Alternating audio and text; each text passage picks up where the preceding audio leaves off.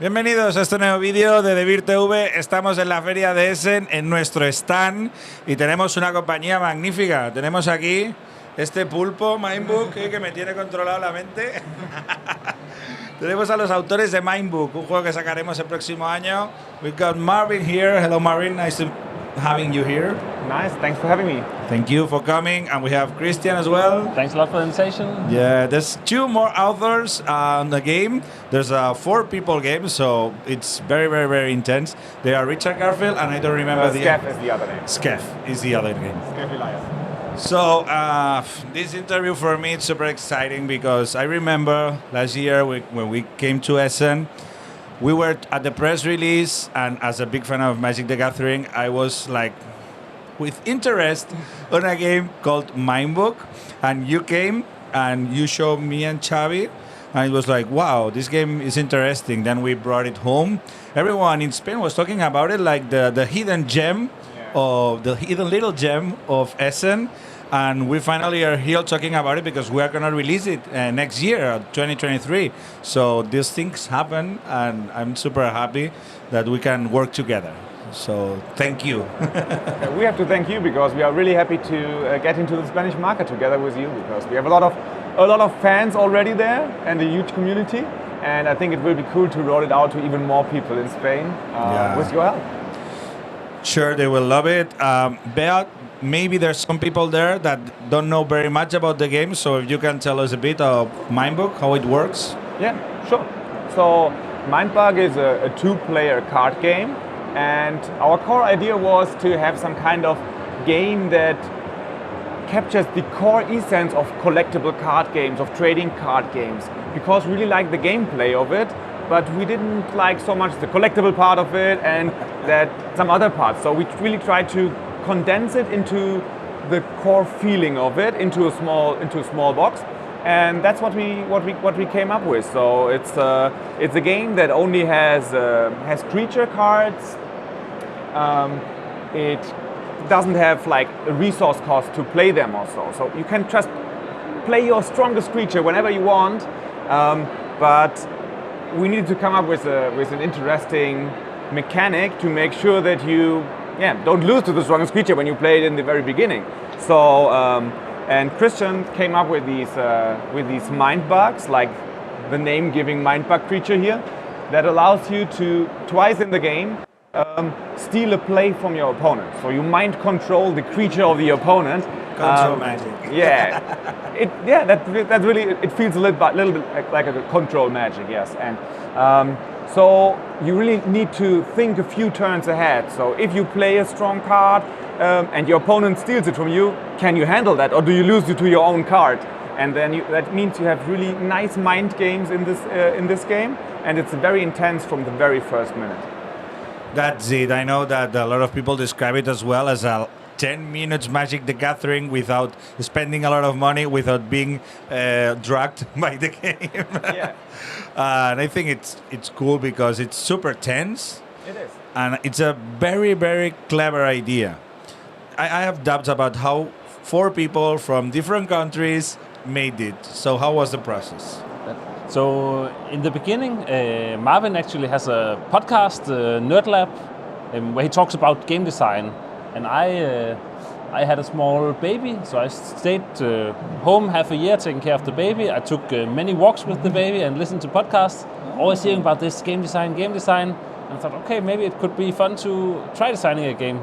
So I wrote to Marvin because it seemed we both liked this type of game with, creatures fighting, 2 players dueling. And we found out that we kind of liked some of the same ideas in games. So we started collaborating on this. Already from the first version, the game worked really well, which is it's very unusual. So usually when you design games, you come up with something, you play it. Okay, it's not so fun, but maybe we can tweak it. But this was already very fun from the first time, and we just made small tweaks along the way, but already starting with something very strong. Then at some point, Marvin had on his podcast Richard Garfield as a guest to talk about game design. And then after the podcast, Marvin was maybe feeling a bit cocky and being like, "Hey, Richard Garfield, do you want to see our game?" and Richard, he's like super nice guy. He's like, "Yeah, sure, I'll check it out, give you some feedback." And then they played, and Richard was like, "Can we play again?" Yeah, that was the first sentence he said. Oh, I'm very impressed. Can we play again?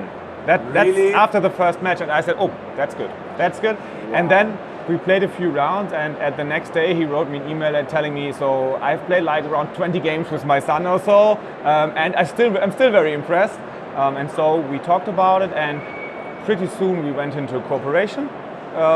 And since then we meet once a week to work on the game and to make it better and better. And even though the game came out 1 year ago, we still have online meetings with Richard and Scaff, the four of us, every week discussing like making new stuff for the game or future plans for it. Wow, so a lot of that people sounds- ask like when they hear, okay, we had the game first, they say, oh, so you just wrote Richard Garfield on the box to sell more copies.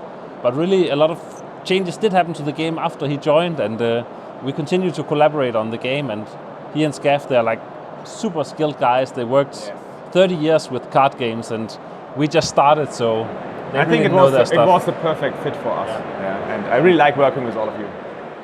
That sounds like a dream come true. Yeah, I mean, it's amazing. I have been a Magic player since I was a child like this size, so for me it really was a dream coming true, yeah. And working with Richard is a good thing. It's That's amazing. yeah, And he's so it has to be super brilliant. Yeah, I mean, he's super smart and extremely professional and humble. You know, if I do make some kind of stupid card, he will not say, "Oh, this card sucks. What did you do?" He'll be like, "Okay, let's. Okay, can we tweak this somehow? Because maybe here and here it's not feeling right." I mean, so he's not arrogant at all. Super humble guy and extremely nice to work with. I really like your story. It's amazing. Well, with a podcast, everything begin there. So Yeah. it's super cool. And I knew that Richard was very into balancing games, so that it's a balanced game. And when I asked him if he wants to play the game, I told him, hey, we have this mind bug mechanic that allows us to create a game with only super powerful creatures, and the mechanic takes care of the balancing itself, and we can do that without needing a resource system for it. And he just said, this must be an overstatement.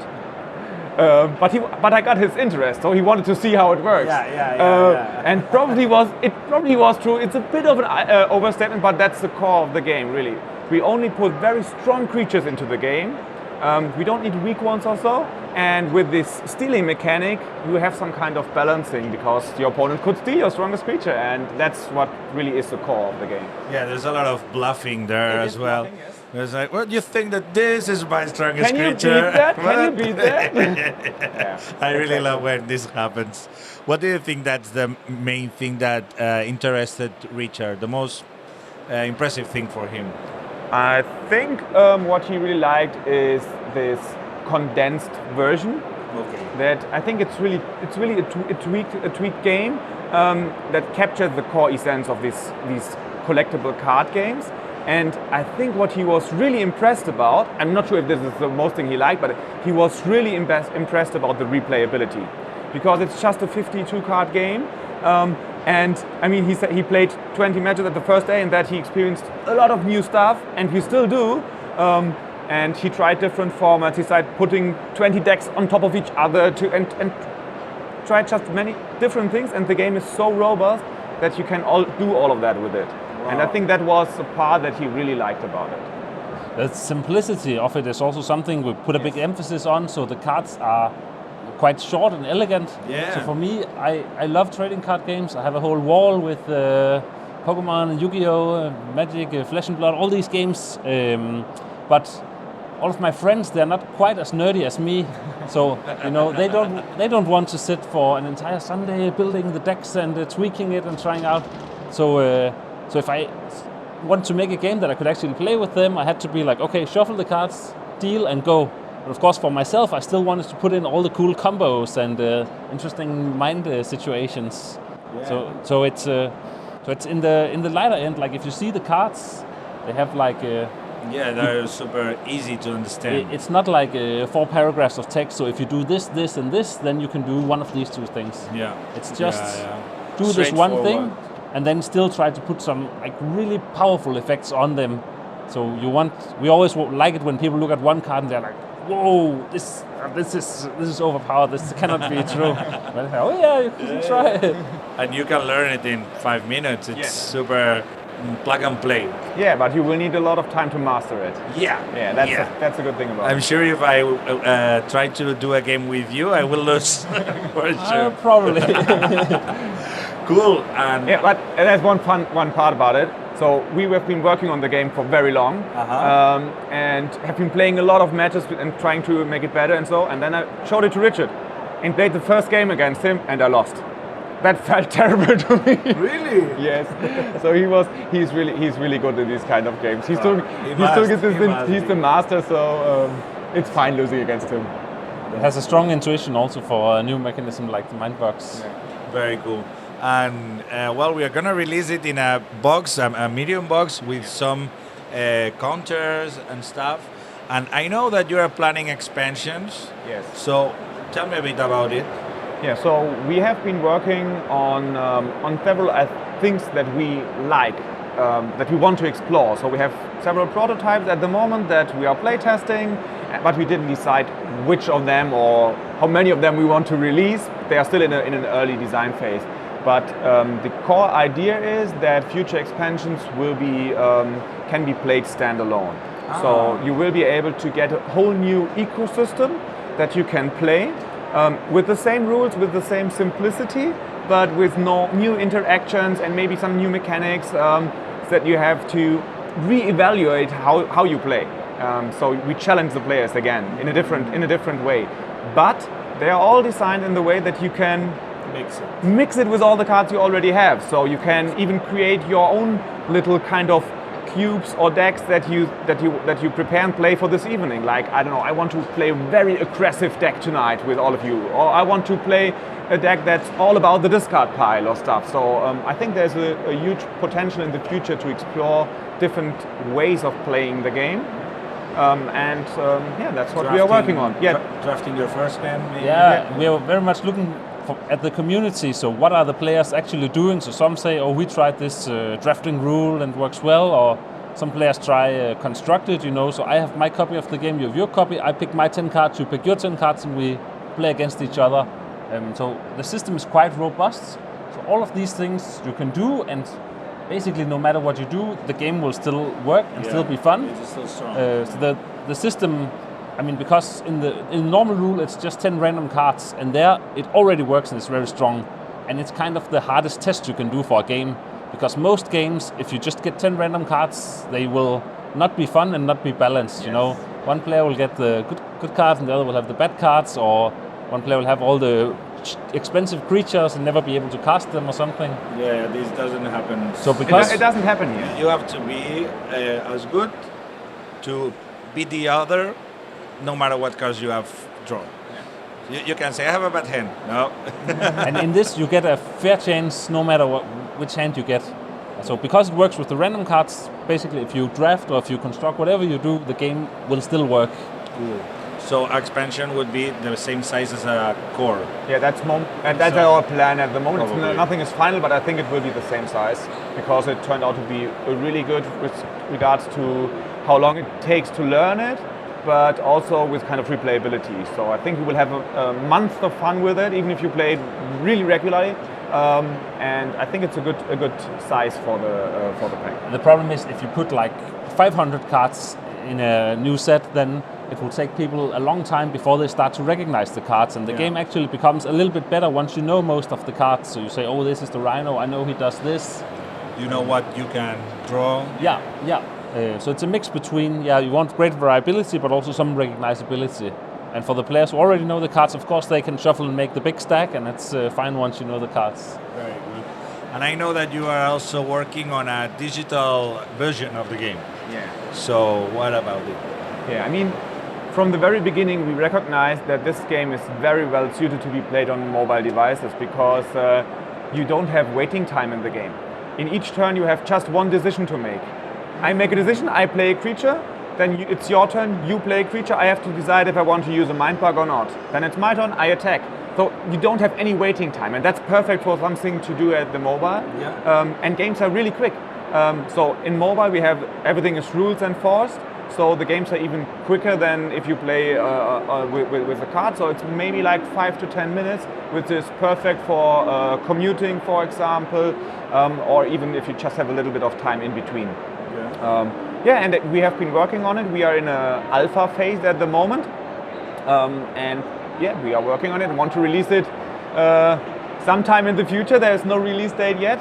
But we are opening up for beta players step by step to increase the people that can play it, to test our infrastructure, and yeah, maybe even run kind of tournament then with the game, even in print but also digital.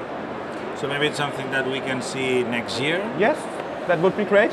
We hope so. Cool, guys. Thank you very much. It's been a pleasure to chat with you.